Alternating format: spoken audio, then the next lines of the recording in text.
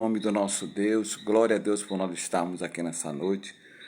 Hoje, nessa noite de chuva aqui em Manaus, nós estamos transmitindo uma mensagem que vamos compartilhar essa semana. Qual o seu maior erro, a sua maior falha, o seu maior pecado? Essa reflexão nós vamos começar amanhã, mas eu já estou abrindo hoje, nesse domingo, começando esta semana, uma semana de avaliação. Todos nós somos avaliados no nosso cotidiano, no nosso trabalho, no nosso desempenho. Eu sou professor, eu até me considero que eu fui um ótimo professor. Minha nota na SEDUC é 9,7. Todo professor tem uma nota de presença, de desempenho. Em tudo você está sendo avaliado. Coloque isso na sua cabeça. É muito fácil a gente julgar os outros. É muito fácil a gente falar mal das pessoas. O maior erro do ser humano, como o Senhor Jesus diz aqui no livro de Mateus, no capítulo 6, ele diz que antes de nós julgarmos, olha primeiro para a tua trave. Mateus 5, 6 e 7, o Sermão do Monte, Jesus ele faz um tratamento com o ser humano. Eu coloquei uma mensagem aqui que mostra vários pontos. Uma mensagem de um pregador que eu vou compartilhar a ideia dele e vou junto com a minha. Eu coloquei hoje abrindo qual o maior pecado. Eu vou responder já numa palavra para abrir a sua mente. O pecado, ele foi concebido lá no Jardim do Éden, mas antes do Jardim do Éden já tinha acontecido um grande pecado que foi a queda de Lúcifer. Observem bem, Lúcifer ele trouxe o pecado, ele gerou a maldição. E Adão e Eva, ao pecarem lá no Jardim do Éden, eles trouxeram a maldição. Essa palavra é muito forte. Tem muita gente que ainda dessas igrejas tradicionais, eles não gostam dessa palavra. Eles dizem que Jesus já quebrou a maldição. Sim, Jesus já venceu. Só que a salvação, ela não é uma vez salvo, salvo para sempre. Isso aí é uma utopia. Jesus diz aqui no capítulo 24 do livro de Mateus, ele diz assim, aquele que perseverar até o fim, esse será salvo. E nas igrejas do Apocalipse, ali, Éfeso, Laodiceia, todas as 7 igrejas que eu coloquei ontem para você meditar, lá tem um lado positivo e um lado negativo dessas igrejas. Ali eu costumo dizer, eu vejo de uma maneira tipológica. Ali são um tipo de igreja. Como é que você... Até fiz uma brincadeira ontem. Qual o tipo de igreja que você representa das 7 igrejas do Apocalipse? Todo mundo sabe. Você sabe se avaliar. Eu também sei me avaliar. Por isso que eu estou colocando essa palavra. Ninguém gosta dessa palavra pecado. No distrito ninguém usa essa palavra. Lá eles dizem falha ou erro. Você cometeu um erro, você cometeu uma falha. Mas quando se trata num modo espiritual, essa palavra muda. Ela se transforma em pecado. Lá o pecado de Adão e Eva trouxe uma maldição que está em toda a raça humana, que é a morte. Eu sempre gosto de ver as fotos aqui no YouTube das pessoas que foram grandes, mas elas morreram. Todo dia morre uma pessoa, a morte ela causa isso, um impacto, né? Meu pai, até hoje está na minha memória, meu pai morreu de Covid há 4 anos atrás, e eu tive que ir lá com 4 pessoas no cemitério por causa do Covid, não pode, isso tem que ser rápido, 5 minutos. Tirou da funerária, 5 minutos tem que entrar no buraco lá. E eu tive que abrir a urna para ver se era meu pai que estava dentro. Jogo rápido, 10 segundos para a gente olhar. E essa imagem que representa que eu vi meu pai morto, que está na minha memória, é como uma máquina fotográfica. Eu não tirei a foto do rosto do meu pai, mas na minha mente aqui eu vi meu pai naquele caixão. E eu só pude dizer, é meu pai sim que está nesse caixão. E eles fecharam a urna e meu pai foi sepultado lá nesse cemitério. Eu fiquei tão atordoado que eu não consegui nem achar a sepultura uma vez que eu fui lá sozinho. Aí depois, no outro dia, alguém disse, teu pai está enterrado ali, ó. Aí me levou lá no local. Porque você imagina, meu amigo, o pecado ele traz uma separação da mente de uma pessoa. Por isso que tem pessoas que enlouquecem quando cometem um erro, uma falha. Eu conheci um homem, ele era meu chefe na Moto Honda. Eu sempre desejei, sempre tive um sonho de um dia trabalhar na Moto Honda. Eu achava que era inacessível. Na primeira vez eu fui reprovado para entrar lá. Na segunda vez eu consegui entrar. E eu tentei de toda maneira permanecer, mas houve a queda da bolsa e demitiram 10 mil funcionários, ficou só 3.500 funcionários. E eu saí, eu era novato, 1 ano e pouco.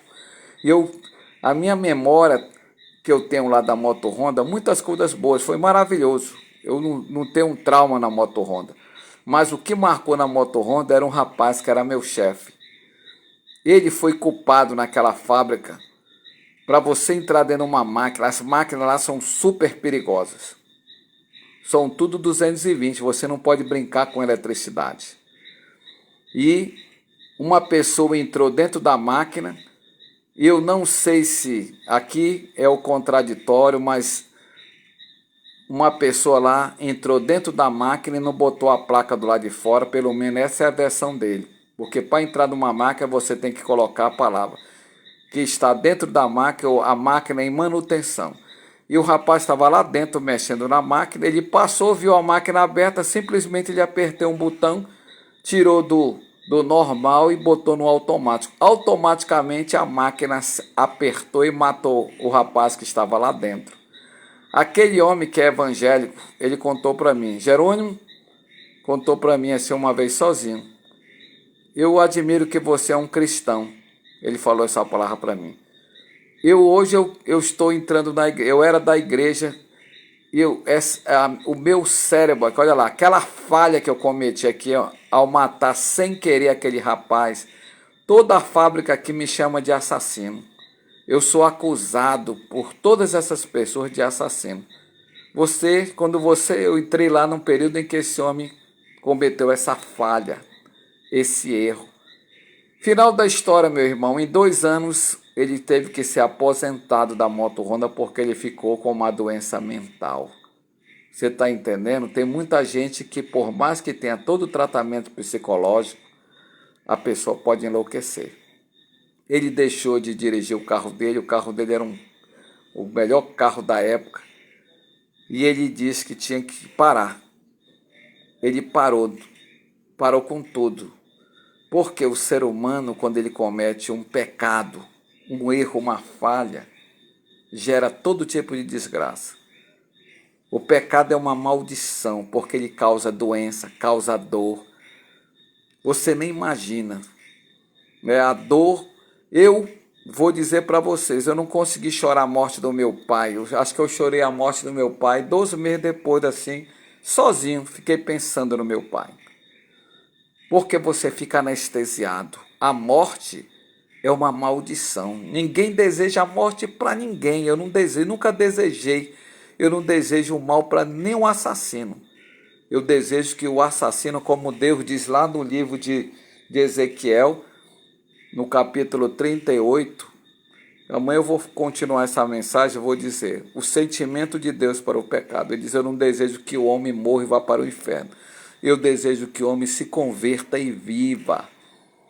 Moisés, que escreveu o livro de Deuteronômio, que significa a segunda lei, o livro da segunda lei significa Deuteronômio, um livro da bênção e da maldição.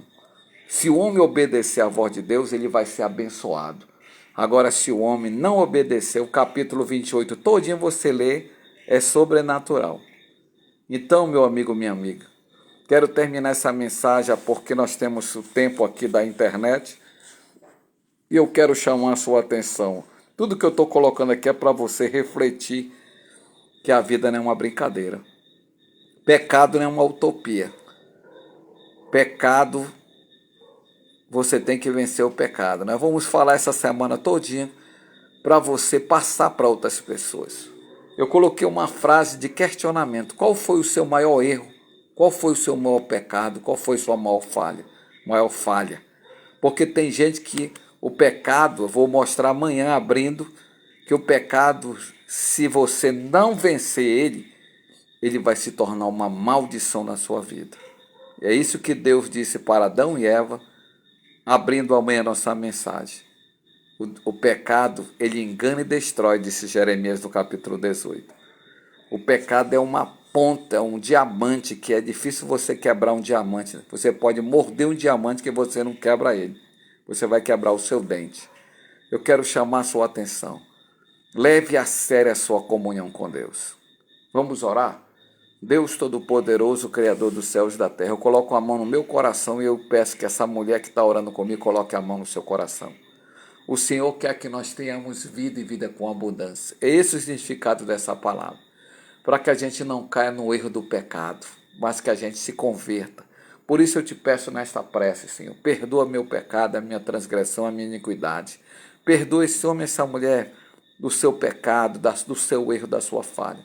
Tira, Senhor, nesta oração que estamos fazendo, nossos traumas. Tira, meu Deus, do coração desta pessoa todo o engano. Que o Senhor venha tratar comigo e com ela nesse momento.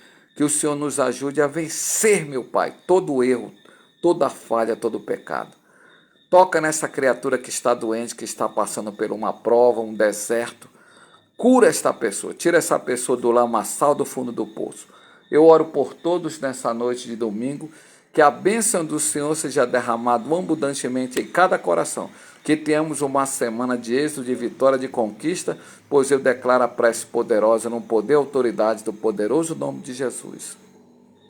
Diga amém, diga eu creio, diga eu tomo posse. Levante sua mão direita e declare assim, ó: a vitória já é nossa pelo nome de Jesus. Fique na paz, até amanhã se o Senhor nos permitir. Glória a Deus.